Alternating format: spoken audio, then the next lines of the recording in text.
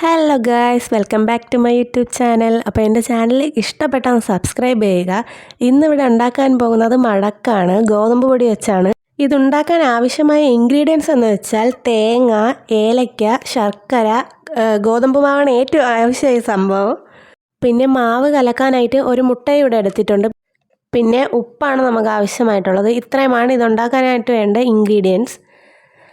ഒരു പാത്രം എടുത്തതിന് ശേഷം അതിലേക്ക് മാവിട്ട് ആവശ്യത്തിന് എത്രയാണോ അത്ര ഇട്ടതിന് ശേഷം ഉപ്പും ഒരു മുട്ടയും പൊട്ടിച്ചൊഴിച്ച് നന്നായിട്ട് മിക്സ് ചെയ്യുക. വെള്ളം വീത്തി ആവശ്യത്തിന് എങ്ങനെയാണോ നമ്മളൊരു നേതി കാണിക്കുന്ന ബാറ്റർ എങ്ങനെയാണോ അതേപോലെ നല്ല ഇതായിട്ട് വരിക. അതിനുശേഷം ഒരു പാൻ വെച്ചതിന് ശേഷം കുറച്ച് ഓയിൽ ഇതേപോലെ നന്നായിട്ട് തൂത്ത് കൊടുത്തതിന് ശേഷം നമുക്ക് മാവൊഴിച്ച് ദോശ പോലെ ചുട്ടെടുക്കുക. ഇത് നല്ല ടേസ്റ്റാണ്, ഉണ്ടാക്കിയത് തന്നെ നമുക്ക് ഇഷ്ടപ്പെടുക. അത്രയ്ക്ക് നല്ല അടിപൊളിയാണ്, പെട്ടെന്ന് ഉണ്ടാക്കിയെടുക്കാനും കഴിയുന്നതാണ്.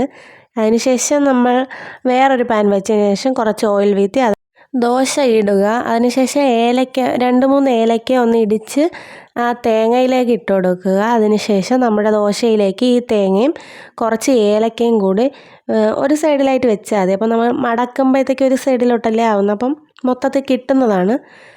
തേങ്ങ വെച്ചതിന് ശേഷം കുറച്ച് ശർക്കരയും കൂടെ വെച്ച് അതിൻ്റെ സൈഡിൽ മാവ് കുറച്ച് നമ്മൾ നേരത്തെ ചെയ്ത് വെച്ചിരിക്കുന്ന ബാറ്ററിൽ നിന്ന് തന്നെ കുറച്ച് മാവ് സൈഡിൽ ഞാൻ കാണിക്കുന്ന പോലെ വീത്തി കൊടുത്തതിന് ശേഷം ആ സൈഡിലേക്ക് നന്നായിട്ട് മടക്കി പ്രസ് ചെയ്ത് കൊടുക്കുമ്പം ഇതിൽ നിന്ന് ഒരു തുള്ളി ഇതുപോലും വെളിയിൽ പോവാതെ നന്നായിട്ട് അതിൽ ശർക്കരയൊക്കെ ഉരുവി ഇറങ്ങുന്ന കണക്കിനാവും.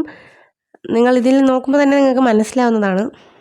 ഒരു സൈഡൊന്നാവുമ്പോഴത്തേക്ക് തിരിച്ച് മറിച്ചൊക്കെ ഇട്ട് നന്നായിട്ടൊന്ന് ചെറുതായിട്ടൊന്ന് മൊരിയിച്ചണക്കെ എടുക്കുക. അപ്പോൾ നല്ല ടേസ്റ്റായിരിക്കും. അപ്പം നല്ലോണം ആ മാവും വെന്ത് അതിൽ ശർക്കരയൊക്കെ ഉരുകി ഇറങ്ങും.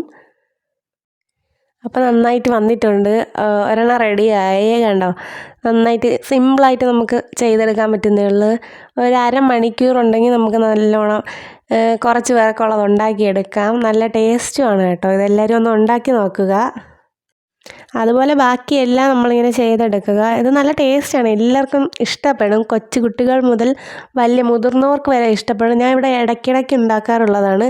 അതായത് നമുക്ക് സിമ്പിളായിട്ട് പെട്ടെന്ന് ഉണ്ടാക്കിയെടുക്കാം. അതാണ് ഇതിൻ്റെ ഒരു ഹൈലൈറ്റ് എന്ന് പറയുന്നത്.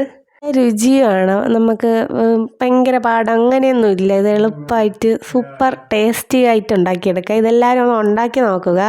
അപ്പോൾ അത് റെഡി ആയിട്ടുണ്ട്. ഞാനിത് കഴിച്ച് നോക്കിയപ്പോഴും അടിപൊളി സൂപ്പറായിട്ട് വന്നിട്ടുണ്ട്. അപ്പോൾ എൻ്റെ വീഡിയോ കണ്ട് ഇഷ്ടപ്പെട്ട എല്ലാവരും സപ്പോർട്ട് ചെയ്യുക. സബ്സ്ക്രൈബ്, ലൈക്ക്, ഷെയർ, കമൻറ്റ് എല്ലാം ചെയ്യുക കേട്ടോ. നിങ്ങൾ എന്തെങ്കിലും ഒന്ന് ഇമോജിയെങ്കിലും. Thank you.